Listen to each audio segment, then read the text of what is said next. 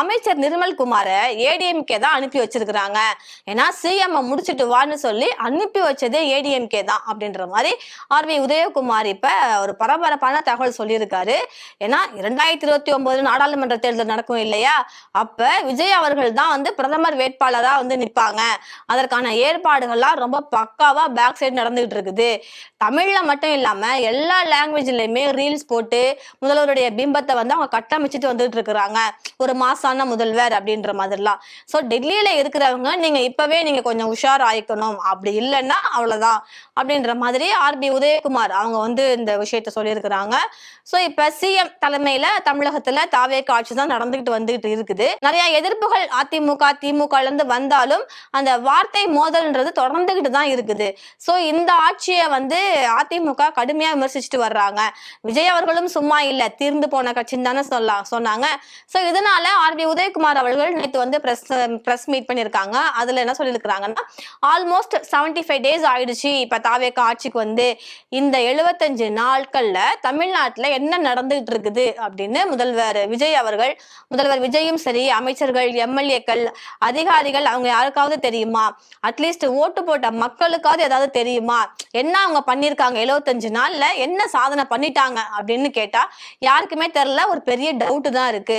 எதிர்கட்சிகள் சுட்டி காட்டுறாங்க இல்லையா சில விஷயங்கள், அதை கூட சிஎம் வந்து கவனிக்க மாட்றாங்க, கவனத்துல கொள்ளல அப்படின்ற மாதிரி அவர் சொல்றாரு. ஏன்னா சட்டம் ஒழுங்குல பிரச்சனை இருக்கு, பெண்கள் பாதுகாப்பு இல்ல, போதைப் பொருள் நடமாட்டம் வந்து தலை விரிச்சு ஆடிக்கிட்டு இருக்கு. அது இல்லாம பவர் கட்டு, சிறை மரணம், பயிர்க்கடன் தள்ளுபடி, இது மாதிரி டெல்டா மாவட்டங்கள் பாத்தீங்கன்னா காவிரி தண்ணி வரல, மேட்டூர் டேம் ஓபன் பண்ணி விடாம அது வறட்சி, அதுக்கப்புறம் மேகதாது பிரச்சனை, இது மாதிரி தலைக்கு மேல 1000 பிரச்சனைகள் இருக்கு.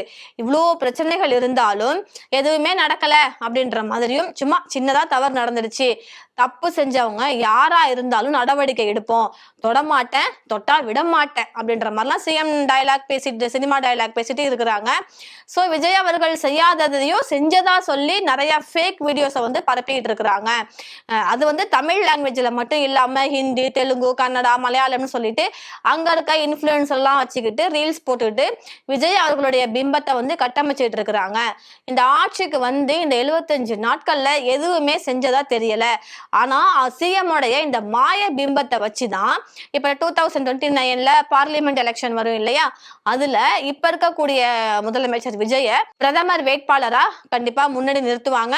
அதுக்கு டெல்லியில இருக்கிறவங்க இப்ப நீங்க கொஞ்சம் அவேர் ஆயிக்கணும், நீங்க கொஞ்சம் முழிச்சுக்கணும், ஏன்னா நடக்குது தமிழ்நாட்டுல நீங்க தெரிஞ்சுக்கணும். ஏன்னா இந்த மாஃபியா கும்பல் வச்சுதான் இவங்க இப்ப ஆட்சியே பிடிச்சிருக்கிறாங்க. அதனால டெல்லி கொஞ்சம் உஷாரா இருங்க அப்படின்ற மாதிரி ஆர்வி உதயகுமார் அவர்கள் பேசியிருக்காங்க. அதுக்கப்புறம் தொடர்ந்து பாத்தீங்கன்னா சிடிஆர் அவங்க பேசுறது எல்லாமே பச்சை போய் தான். அவர் எங்க கூட இருந்தவர் தான், அவர் வந்து எங்களோட ஆள் தான், நாங்க தான் அவரை வந்து அங்க அனுப்பி வச்சிருக்கிறோம், சிஎம் விஜய் வந்து முடிச்சுட்டு வரணும், தாவேக்காவை முடிச்சுட்டு வரணும்னு சொல்லி நாங்க தான் இப்ப வந்து அவரை வந்து அனுப்பி வச்சிருக்கிறோம். ஏன்னா இப்ப அங்கங்க பவர் கட் வருது இல்லையா, பவர் கட் வரதோட இல்லாம போராட்டமும் நடக்குது. இதுக்கெல்லாம் காரணம் அமைச்சர் நிர்மல்குமார் தான். சிஎம் முடிப்பதற்காக அவர் வந்து இந்த பவர் கட்டை வந்து இது பண்றாரு. இதுக்கப்புறம் பாத்தீங்கன்னா போராட்டம் நடக்கும், அந்த 200 யூனிட் ஃப்ரீ தரமாட்டாங்க. சோ நாங்க அனுப்பி வச்ச ஆள் தான் அவரு அப்படின்ற மாதிரி அவர் ஓப்பனா சொல்றாரு. அதிமுகவுடைய ஸ்பை தான் நிர்மல்குமார்ன்றத அவர் வந்து பகிரங்கமா சொல்றாரு. நிர்மல்குமார் அவர்கள் கண்டிப்பா என்ன செய்வாங்கன்னா இந்த தாவேகாவுடைய ஆட்சியை முடிச்சுட்டு தான் வருவாங்கன்ற மாதிரி அவர் வந்து ஓப்பனா சொல்றாரு. ஏன்னா இப்ப சிஎம் அவர்களும் சும்மா இல்ல, டிஎம்கேவை என்ன சொல்றாரு, தீய சக்தின்றாரு. எந்த ஒரு மேடைக்கு போனாலும் இன்ன வரைக்கும் சரி நீங்க வந்து எலெக்ஷன் டைம்ல அந்த பரப்புரை அப்பதான் சொன்னீங்கன்னு பார்த்தா ஜெயிச்சு முடிச்சிட்டீங்க, இப்ப நீங்க சிஎம், இப்ப கூட நீங்க நன்றி சொல்ல போறேன், நினைவேந்தல் வைக்க போறேன் அப்படின்ற இடத்துக்குலாம், திருச்சிக்கு கரூருக்கு எல்லாம் போனீங்களா, அங்கேயும் போயிட்டு டிஎம்கேவை தீய சக்தின்னு தான் சொல்றீங்க. சரி ஓகே நீங்க சொல்றீங்க, ஆனா தீய சக்தியில இருந்த அந்த ஒரு கூட்டணியில இருக்காங்க இல்லையா, விசிகா, ஐயுஎம்எல், சிபிஐ, சிபிஎம், அவங்க தானே நீங்க அவங்களோட சப்போர்ட்டுக்கு நீங்க வச்சிருக்கிறீங்க அப்படின்ற ஒரு கேள்வியும் வருது. எல்லாத்துக்கும் மேல ஏடிஎம்கேவை தீர்ந்து போன சக்தி அப்படின்னு சொல்றாங்க. சோ தீர்ந்து போன சக்தின்னு சொல்லக்கூடிய ஏடிஎம்கேல இருந்து எதுக்கு நீங்க எம்எல்ஏக்களை கபலீகரம் பண்றீங்க, இந்த கேள்வி எல்லாருக்கிட்டையும் வருது இல்லையா. இதனால ஏடிஎம்கேல இருக்கக்கூடிய எல்லாருமே வந்து பயங்கர கோபத்துல இருக்கிறாங்க. இப்ப சில பேர் ராஜினாமா பண்ணிட்டு போனாங்க. இசக்கி சுப்பையா அவர்கள், மரகதம் குமரவேல் அவர்கள், ஜெயக்குமார் அவர்கள், எம்.ஆர். விஜயபாஸ்கர், சி. விஜயபாஸ்கர், இது மாதிரி நிறைய பேர் ராஜினாமா பண்ணிட்டு போனாங்க. ஒரு 6 பேரு. அவங்களுடைய நிலைமை இப்ப என்னன்னு தெரியல. ஏன்னா இடைத்தேர்தல் இது வரைக்கும் அறிவிக்கப்படல, ரத்து அப்படின்ற மாதிரியும் நியூஸ் வருது. இப்ப எம்எல்ஏ பதவியும் போயிடுச்சு, அவங்களுக்கு உண்டான வருமானமும் இல்லை அப்படின்ற மாதிரி தான் இருக்கு. அதனால இவரு சிஎம்மும் நிறைய விமர்சிச்சுட்டாங்க. இபிஎஸ் தலைமை சரியில்லை அப்படின்ற மாதிரி தான் அந்த கட்சியில இருக்கக்கூடிய எஸ்பி வேலுமணி அவர்கள், சி.வி. சண்முகம் அவர்கள், அவங்களுடைய நிலைப்பாடே என்னன்னு தெரியல. இப்போதைக்கு ஒரு மௌன போராட்டம் நடத்திக்கிட்டு இருக்கிறாங்க. ஏன்னா இவங்க வந்து கொறடாவோட உத்தரவு மீறி நம்பிக்கை வாக்கெடுப்புல விஜய்க்கு ஆதரவா வாக்களிச்சாங்க. இது நீங்க தப்பு பண்ணிட்டீங்க, நீங்க வந்து உங்களோட அண்ணன் தண்ணி புழங்க மாட்டோம், உங்களோட ஊரை விட்டு ஒதுக்கி வைக்கிறோம் அப்படின்ற மாதிரி இபிஎஸ் வந்து ஒதுக்கி வச்சாங்க. ஒதுக்கி மட்டும் வைக்கல, அவங்களுடைய பதவியை பறிச்சு வச்சாங்க. சரி, அதுக்கப்புறம் எல்லாரும் மன்னிப்பு கடிதம் கொடுத்து ஏதோ அறியாத பிள்ளை தெரியாம பண்ணிட்டோம், எங்களை ஏத்துக்கோங்க அப்படின்னு சொன்னதுக்கு அப்புறமும் கூட அந்த பதவியை திருப்பி கொடுக்கல.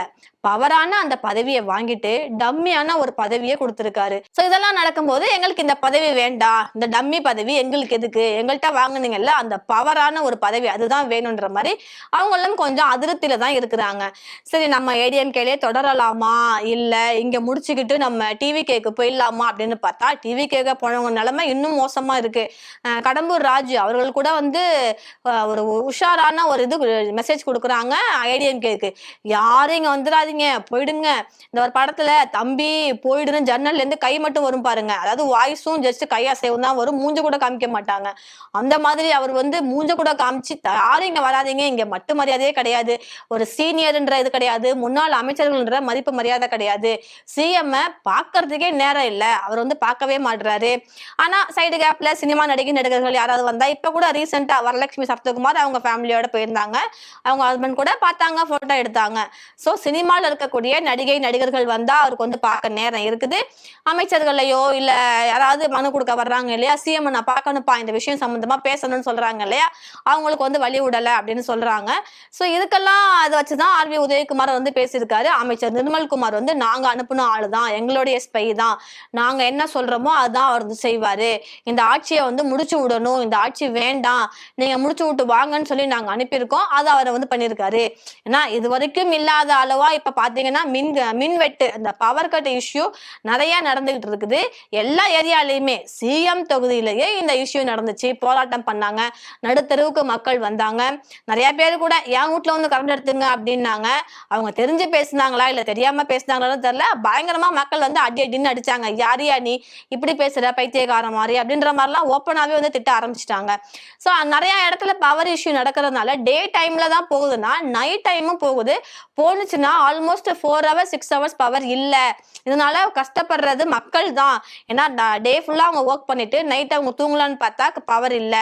சோ இப்ப இருக்கக்கூடிய இந்த வெப்பமான ஒரு நிலையில ஒரு சம்மர் சீசன் மாதிரி தான் இருக்கு, இன்னும் வந்து வின்டர் சீசன் ஸ்டார்ட் ஆகல. இருந்தாலும் நைட் எல்லாம் வந்து ஃபுல்லா வேர்வை அந்த வெக்கை இருக்கிறதுனால ஃபேன் ஏசி எல்லாம் கண்டிப்பா தேவைப்படும். எல்லார் வீட்லயுமே யூபிஎஸ் இதெல்லாம் இருக்குமான்னு பார்த்தா கண்டிப்பா இருக்காது. சோ இந்த மின்வெட்டு பிரச்சனை ஏற்படுறதுக்கு காரணமே வந்து அமைச்சர் நிர்மல்குமார் தான். அவர் தான் வந்து இதை கிரியேட் பண்றாரு. இதுக்கப்புறம் பாத்தீங்கன்னா இன்னும் போராட்டம் பெருசா வெடிக்கும். அதை தொடர்ந்து பாத்தீங்கன்னா 200 யூனிட் ஃப்ரீயா தருவோம்னு சொன்னாங்க இல்லையா, அது இல்லைன்னு சொல்லுவாங்க. இதெல்லாம் தாண்டி இதெல்லாம் பண்ணி மக்களே வந்து இந்த அரசை வந்து வேண்டான்னு சொல்லி ஒதுக்கி வைக்கணும். அதுக்கான ஏற்பாடுகள் இப்ப நடந்துகிட்டு இருக்குது. அதை அமைச்சர் நிர்மல்குமார் தான் பண்ணிக்கிட்டு இருக்காரு. கூடிய சீக்கிரம் அவரு சிஎம் வந்து முடிச்சு விட்டுட்டு வருவாரு. சோ ஏடிஎம்கே ஆள் தான் நிர்மல்குமார் அவர்கள். ஏடிஎம்கேல தானே இருந்தாரு, அவரு ஏடிஎம்கேல இருந்து தானே போனாங்க. சோ இதெல்லாம் வச்சு பார்க்கும்போது சோ எங்களுடைய ஸ்பை தான் அப்படின்ற அவர் ஓப்பனா பகிரங்கமா இந்த ஒரு விஷயத்த வந்து அவர் சொல்றாரு. இந்த விஷயம் தான் அரசியல் வட்டாரங்கள்ல ஹாட் டாபிக்கா ஒரு பரபரப்பை ஏற்படுத்தின விஷயமா இருக்கு. இவர் என்ன இவ்வளவு ஓப்பனா சொல்லிட்டாரே அப்படின்ட்டு. ஆனா யார் என்ன விவாதங்கள் முன்வைச்சாலும், யார் என்ன விமர்சனங்கள் சொன்னாலும் எதை பத்தியுமே வந்து விஜய் அவர்கள் கண்டுக்கல. அவருடைய கேரக்டர் என்னன்னா சாஃப்ட் அண்ட் அந்த மாதிரிதான் அவருடைய நேச்சர் இருக்கும்.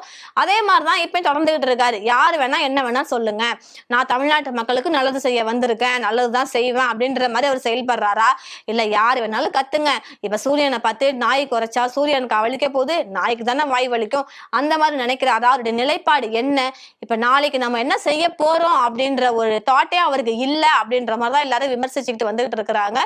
சோ சிஎம் அவர்களை விமர்சனம் செஞ்சா உடனே கைது, நடவடிக்கை, அடிதடி இப்படின்ற மாதிரி அராஜகத்துல தான் ஈடுபடுறாங்க. எல்லாருமே அதான் கேக்குறாங்க, உங்களை நோக்கி ஒரு விமர்சனம் வச்சா அந்த விமர்சனத்துக்கு நீங்க பதில் கொடுக்கணும், ஒண்ணு ஆமான்னு சொல்லணும், இல்ல இல்லன்னு சொல்லணும்.